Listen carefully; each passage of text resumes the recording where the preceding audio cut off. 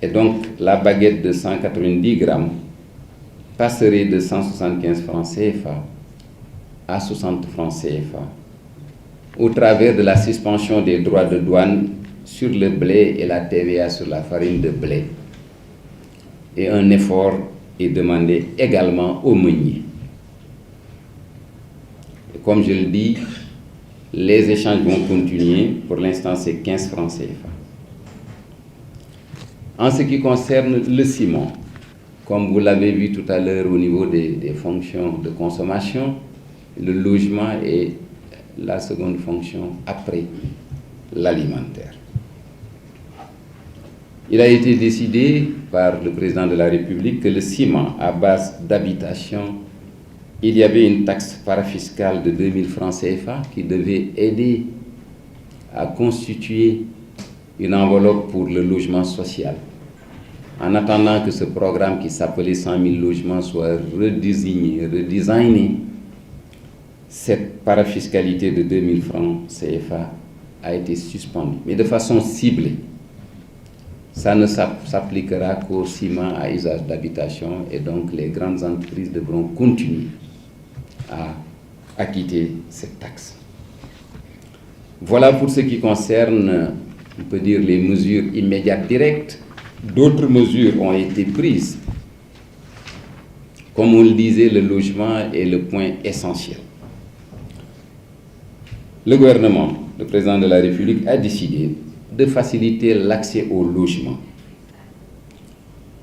en affectant notamment le foncier de Mourkat dont vous avez entendu parler tout à l'heure et tout autre site, de les affecter à des promoteurs pour leur mise en valeur et aboutir très rapidement à la mise en œuvre du programme d'accès facilité à un logement. L'autre aspect, c'est le digital, qui n'est pas un produit de consommation, on va dire, anodin. Il a été remarqué que ça pèse énormément dans le budget des ménages, notamment pour les données mobiles. Les 3 opérateurs ont répondu à l'appel de l'État pour une baisse des coûts d'accès. Les nouvelles offres de coûts d'Internet et de voix profiteront aux consommateurs, surtout à ceux qui achètent des forfaits au détail. Donc la Sonatel a déjà annoncé la baisse après échange avec le gouvernement sur la 5G. Viser en tout cas des petites bourses pour que les données mobiles puissent être moins pesantes dans le budget de consommation des ménages. Un autre élément qui cette fois-ci est directement orienté vers le monde rural, ce sont les engrais. Cette année, et le ministre de l'Agriculture tout à l'heure pourra y revenir, dès la prise de fonction du gouvernement qui a coïncidé avec la période de préparation de la campagne agricole, nous sommes allés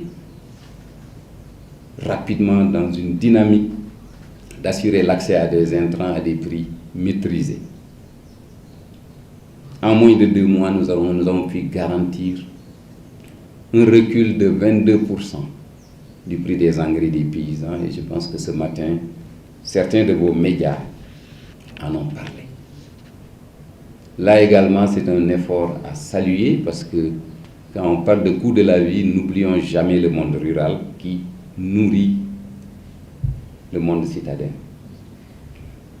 Parallèlement, des échanges ont eu lieu sur les volumes d'engrais minéral qui ont pu être collectés, qui ont pu être mis à la disposition des paysans. Au total, les paysans ont bénéficié d'une économie de 7,5 milliards sur l'approvisionnement en engrais sans qu'on ait eu la possibilité d'approfondir l'analyse. C'est simplement en amenant les éléments de transparence à la surface. Lancer un appel d'offres, ce qui a permis tout de suite d'avoir une baisse de 22%. Cela veut simplement dire, et on y reviendra, que sur tous les produits de consommation, les grands produits de consommation courante, il y a des marges que le gouvernement va aller rechercher. Quelles sont les perspectives sur lesquels nous travaillons actuellement. Il y a d'abord les mesures d'accompagnement de ce que nous venons d'annoncer. Nous devons revenir à une régulation et une maîtrise des prix. Ce qui se passe sur les prix ne traduit pas simplement un prix, disons, d'acquisition, mais il y a parfois de la spéculation ou bien des marges particulièrement élevées qui sont appliquées. Le gouvernement a décidé, comme mesure d'accompagnement à ces mesures, de mettre la régulation et la maîtrise des prix au centre de tout. Par le renforcement du contrôle économique.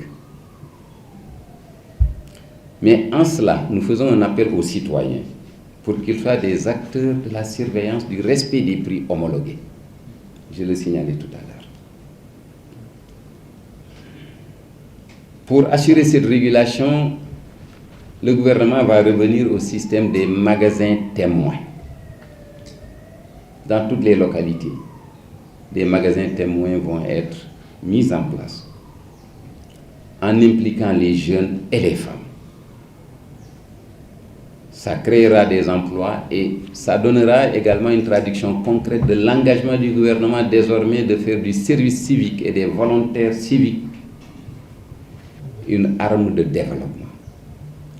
Donc ça va être mis en place au travers des magasins témoins. Les moins jeunes s'en rappelleront, la Sonadis, qui était donc une société de l'État qui parvenait à réguler les prix. Ce n'est pas pour aller concurrencer, mais c'est pour aller faire de l'affichage clair et net. Il y a également le marquage des importations et la digitalisation. Nous allons utiliser beaucoup de la digitalisation pour que les spéculations et les marges indues ne soient plus de mise. En ce qui concerne le pain, le décret relatif donc à la vente du pain va être également réactivé de sorte que les prix tels qu'annoncés puissent être mis en œuvre. Ça, c'est des mesures d'accompagnement pour les premières mesures que je viens d'annoncer. Mais ce qui s'offre surtout, parce que le projet a été plébiscité par les Sénégalais pour assurer une autre façon de gérer. Et là-dessus, le Premier ministre reviendra au niveau de sa déclaration de politique générale. Un nouveau référentiel de politique économique, sociale, sera mis en œuvre avec une vision sur 25 années. Une vision qui met la souveraineté alimentaire au centre des préoccupations. Et avec de très grandes réalisations attendues dès ce premier plan quinquennal 2024-2029. L'objectif, c'est d'arriver à avoir un coût de la vie au Sénégal parmi les moins chers en Afrique, en boostant la production locale. Mais surtout en réduisant les coûts engendrés par de l'intermédiation non indispensable. Il y a beaucoup d'intermédiaires dans les filières. Ce qui a été retenu, c'est que désormais, pour l'approvisionnement en produits essentiels, le ministre en charge du commerce est en train de travailler là-dessus. Je parle notamment du pétrole, je parle notamment du riz. L'État s'est rendu compte que sur le pétrole, il y a des marges qui ne s'expliquent pas. Parce qu'il est anormal qu'un produit pétrolier qui coûte moins cher au Mali qu'au Sénégal. Au Burkina, par exemple, qu'au Sénégal. Et l'analyse a vu qu'il y a des coûts indus. Et donc l'État va s'engager dans des appels d'offres. On l'a fait pour l'engrais, ça a réussi. On le fera pour tous les produits de grande consommation et qui peuvent avoir un impact sur le coût de la vie. Les détails seront passés en revue et comme nous l'avons fait avec ces mesures que je viens de vous annoncer, ça se fera avec méthode et dans toute la sérénité requise.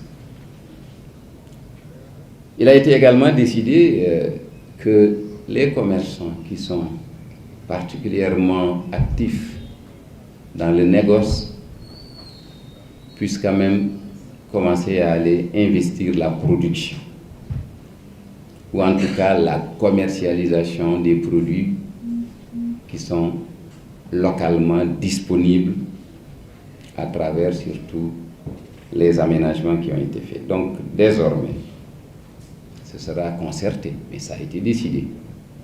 La délivrance des déclarations d'importation de produits alimentaires sera conditionnée à une implication dans la production et ou la commercialisation de produits alimentaires cultivés localement. Parce qu'il n'est pas normal que le négoce soit le seul élément par lequel des gens arrivent à faire beaucoup de marge, sans pour autant que la production locale n'en profite. Il a été également décidé, parce que l'électricité coûte cher, le gasoil, l'essence, que nous allons diversifier les sources d'approvisionnement en pétrole du Sénégal.